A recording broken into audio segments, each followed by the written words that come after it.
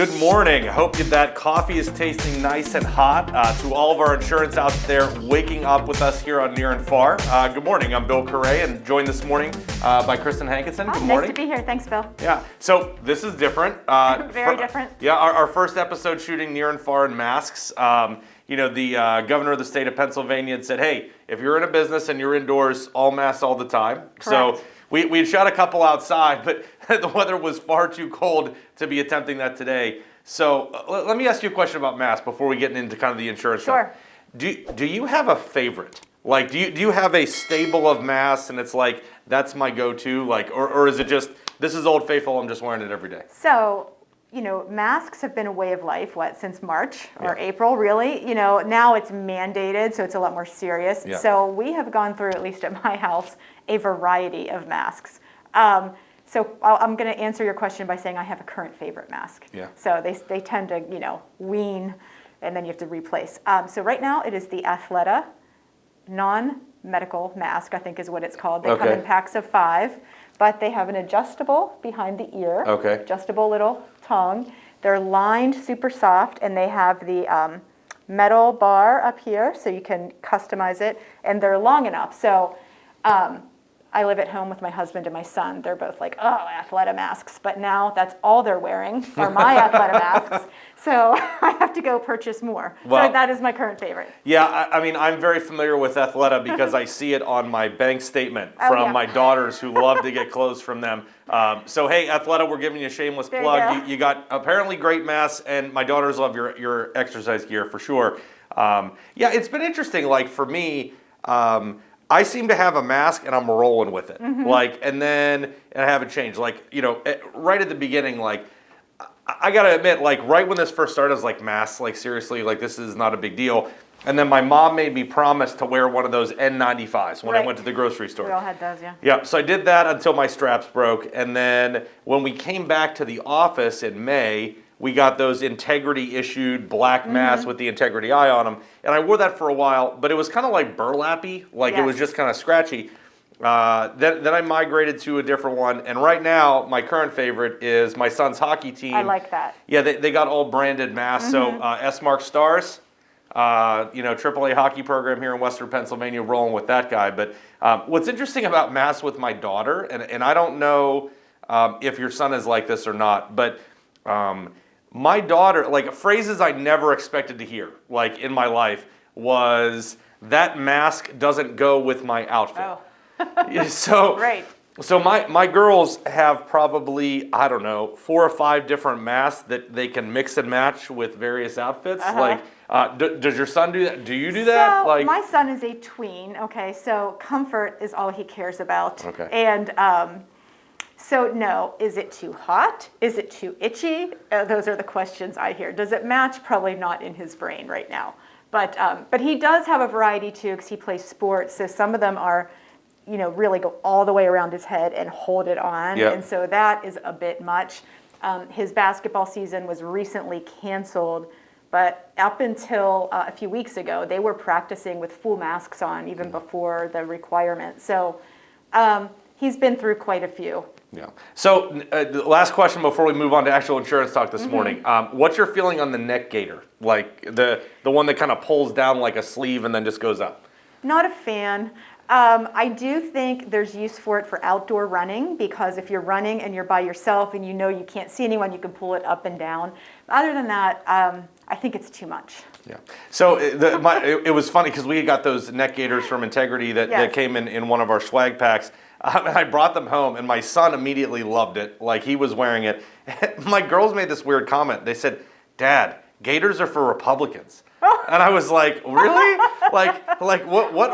What makes a mask red or blue? You know what I just thought that was interesting commentary from teenage girls. But very interesting. Yeah. So I don't know. Hey, if you're a Democrat and you like neck gaiters, email the show. Hit us up. Let us know in the comments if you're a Democrat and you're a fan of the neck gaiters. Show us your picture. Yeah. So I can dispute this with my daughters. But hey, let's get into a little insurance talk this morning.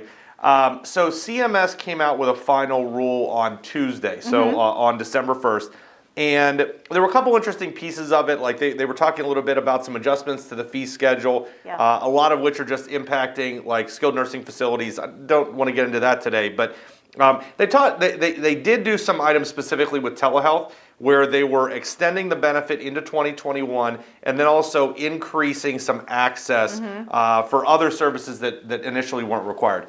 So specifically with telehealth, when you're talking to agents, do you really feel like Medicare beneficiaries are taking advantage of telehealth, or is it a perceived benefit that maybe isn't really being utilized?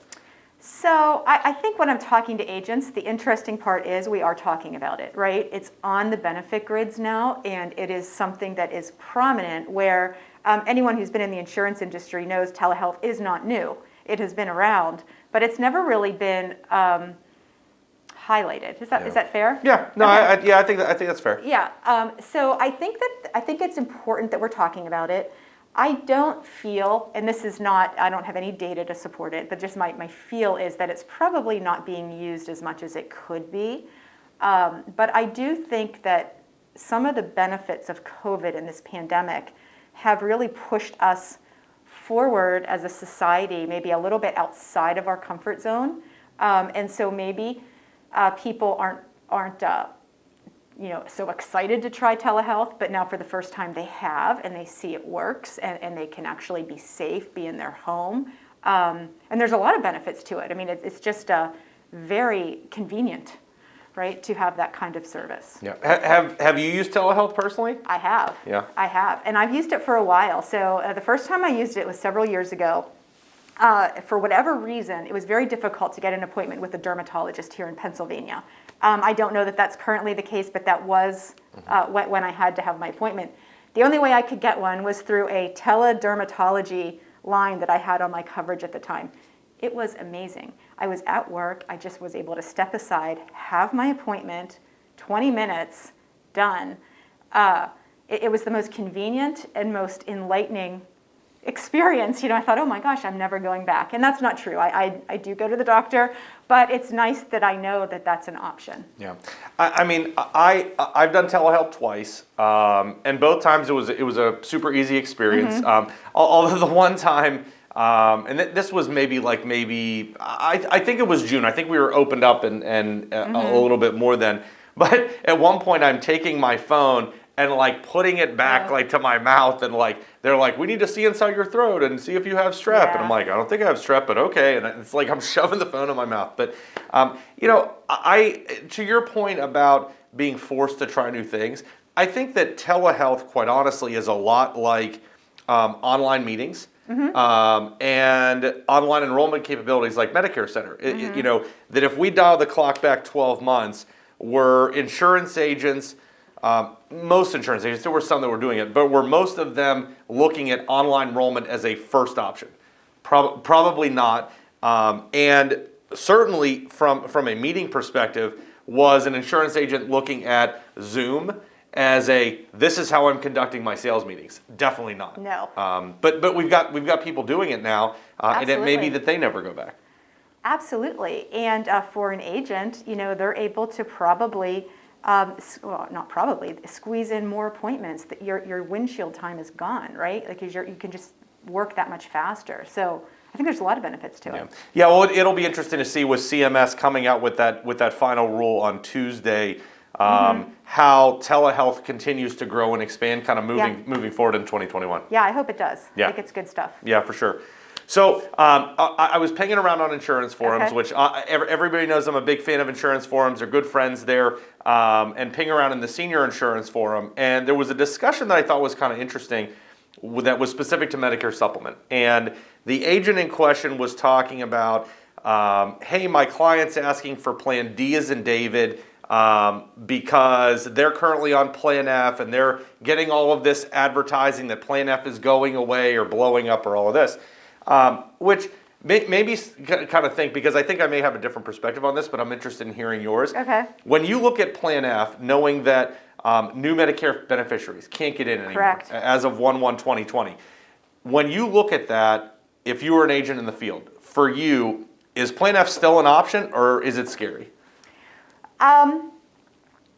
Probably both. I can see that there's agents out there who are afraid because they're just, no longer available, only the current population, and that can negatively impact your risk pool, right? And seemingly blow up the rates. However, if there is underwriting applied properly, perhaps that's not the case, and it's the opposite, and NF could still be viable. Yeah, well, and part of the reason that I have kind of a different perspective on F is I can remember debating this like 3 or 4 years ago. Like Joe and I were at the Medicare Supplement conference, and we were talking to some colleagues about F, and there was a big presentation on it, like as that was all kind of pushing through and we were closing in on it, and I just kind of felt like, okay, I can understand that if you have an insurance company who's got a plan and it's a closed block, that over time those rates are going to go up because you're not having new blood come in, and claims are just going to continue to escalate. You increase premiums, the people who can get out will get out,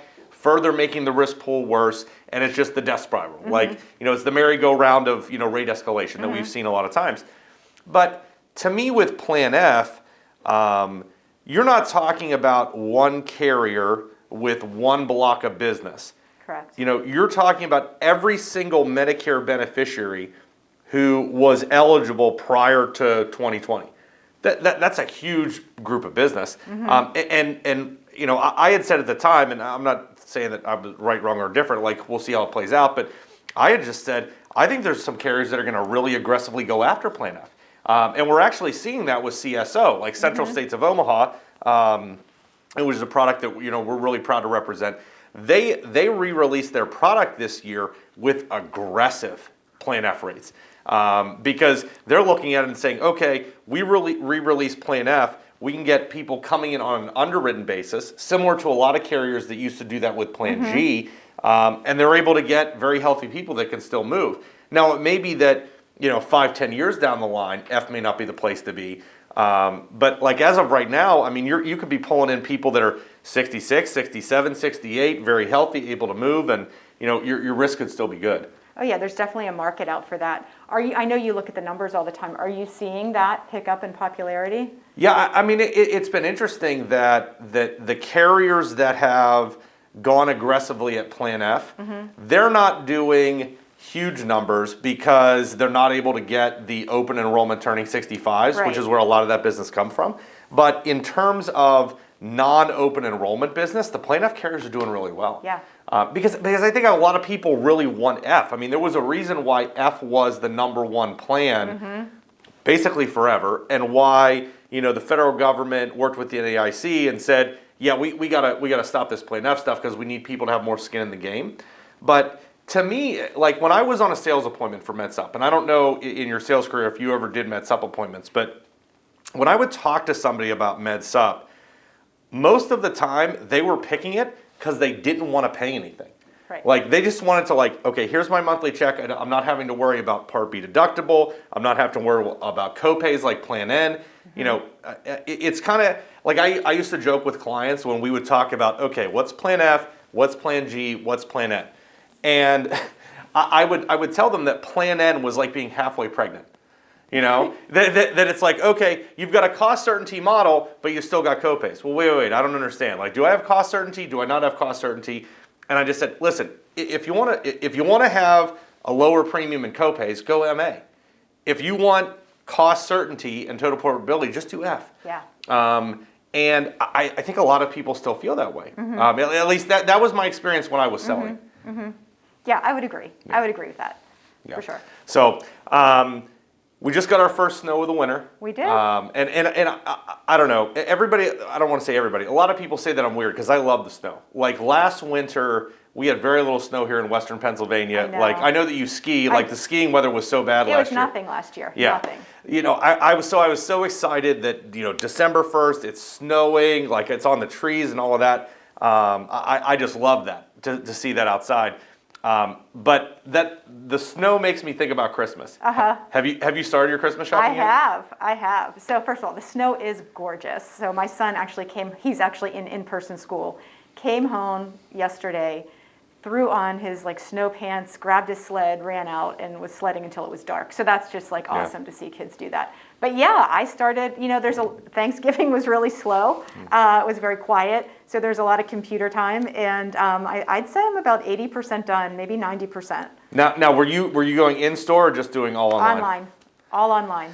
You know what? I did one day. So where I live, I can walk to a street. And I did one day of walking and purchase some items, but most of it's online. I don't know what it is about me. Like I'm a very technologically inclined, but the thought of online shopping, it just doesn't do it for me. Like, I mean, there's some stuff that I'll buy online. Like there's a company that I really like their shirts, and their sizing is super exact. So it's like, okay, I know exactly what I'm getting. It's just, do I like the pattern of the fabric? Fine. But like with Christmas shopping, like I want to be, there, I want to like touch the stuff. Like I need to kind of like turn it over and look it around. I cannot get into online shopping for Christmas. Well, I will tell you this. So I did go I have, like I said, the street I can go to, and I did go physical shopping. The inventory is a little low. So even if you see what you want, you might end up going home and ordering it to get the size you want. But yeah, the online misses some of the ambiance of the shopping. Yeah.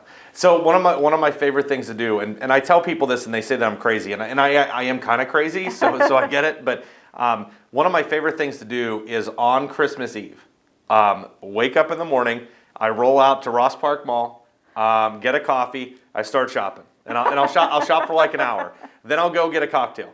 Then I'll go back and shop a little bit more. Then I'll probably have another cocktail at like 1:30, 2 o'clock. Finish up my shopping, roll home, and wrap the presents. So that is crazy, and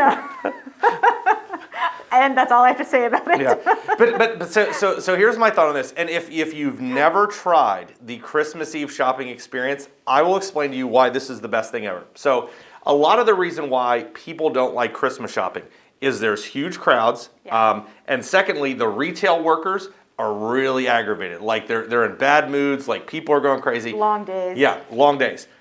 Christmas Eve, first of all, the only people who are in the store are probably dumb men like me who waited to the last minute, although I'm purposely waiting for the last minute. Okay, that's different. Okay, it's fine. So, but in terms of the retail workers, Kristen, they know the end is near. Yeah. Like they're like, this is it. It's a good day. It's a good day. And the happiness level, it's like you go to the mall, you do your shopping, you have a beverage or two, you roll home, and it's like, boom, it's Christmas. It's That's nice. That's nice. Yeah. Well, that's a nice tradition. I usually typically I'm hosting either Christmas Eve or Christmas Day, so those days are ruled out for me. But I can appreciate that. I think that's very smart. My mother worked retail for years, so from her point of view, I do get what you're seeing, and she probably would enjoy that, on Christmas Eve. Well, and my mom, when I've told her about my annual Christmas Eve shopping thing, she just says to me that, like, my mother starts twitching on Thanksgiving if all of her shopping isn't done by then. So I'm like the polar opposite of her, at least in that regard. Yeah. Oh well. Yeah. Makes the world go round. Yeah, absolutely. So, well, hey, thanks for joining me this morning. Thanks for inviting me. I really enjoyed it. Yeah, no, this has been great. So, hey guys, really appreciate the time this morning. Thank you for watching the first Near and Far episode in masks. Thought it went pretty well. Even though I couldn't drink my coffee, that's all right. I'll have coffee later. But hey, we'll look forward to seeing you again next week on Tuesday, December 8th at 7 a.m. This is Kristen, and I'm Bill, and this has been Near and Far. Thanks. Have a great week.